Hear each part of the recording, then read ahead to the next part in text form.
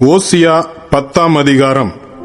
இஸ்ரவேல் பலனற்ற திராட்சைச் செடி, அது தனக்குத்தானே கனி கொடுக்கிறது. அவன் தன் கனியின் திரளுக்கு சரியாய் பலிபீடங்களை திரளாக்குகிறான். தங்கள் தேசத்தின் செழிப்புக்கு சரியாய் சிறப்பான சிலைகளை செய்கிறார்கள். அவர்கள் இருதயம் பிரிக்கப்பட்டிருக்கிறது. இப்போதும் குற்றம் சுமத்தப்படுவார்கள். அவர்கள் பலிபீடங்களை இடித்து அவர்கள் சிலைகளை நாசமாக்குவார். நாம் கர்த்தருக்கு பயப்படாமற் போனபடியினால் நமக்கு ராஜா இல்லை. ராஜா இருந்தாலும் நமக்காக என்ன செய்வான் என்று இனி சொல்லுவார்கள்.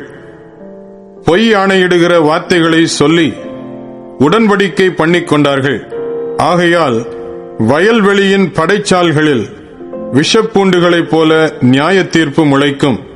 சமாரியாவின் குடிகள் பெத்தாவேனில் உள்ள கன்றுக்குட்டி நிமித்தம் பயமடைவார்கள். அதற்காக களி கூர்ந்த அதன் ஜனமும் அதன் பூசாசாரிகளும் அதன் மகிமை அதை விட்டு நீங்கி போயிற்றென்று அதற்காக துக்கம் கொண்டாடுவார்கள். அதுவும் அசீரியாவிலே யாரேப் ராஜாவுக்கு காணிக்கையாக கொண்டு போகப்படும். எப்ராயிம் லட்சை அடைவான். இஸ்ரவேல் தன் ஆலோசனையினாலே வெட்கப்படுவான். சமாரியாவின் ராஜா தண்ணீரின் மேல் இருக்கிற நுரையைப் போல் அழிந்து போவான். இஸ்ரவேலுடைய பாவமாகிய ஆபேனின் மேடைகள் அழிக்கப்படும்.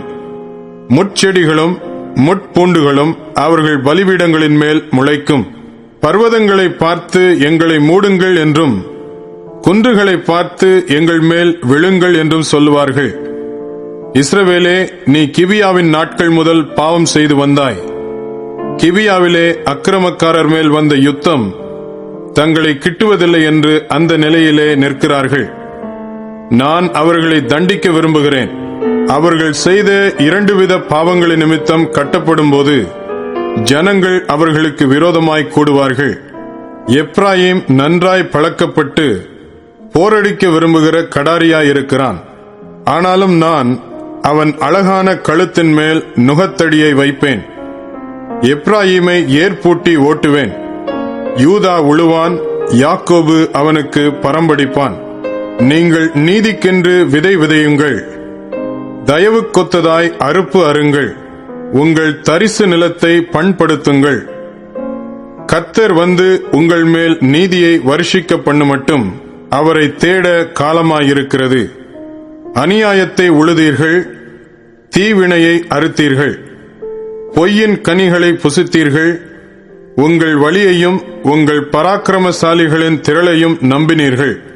ஆகையால் உங்கள் ஜனங்களுக்குள் அமளி எழும்பும்.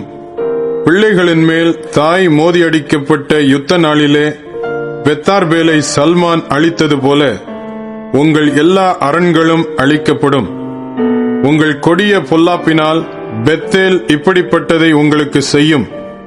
அதிகாலமே இஸ்ரவேலின் ராஜா முற்றிலும் சங்கரிக்கப்படுவான்.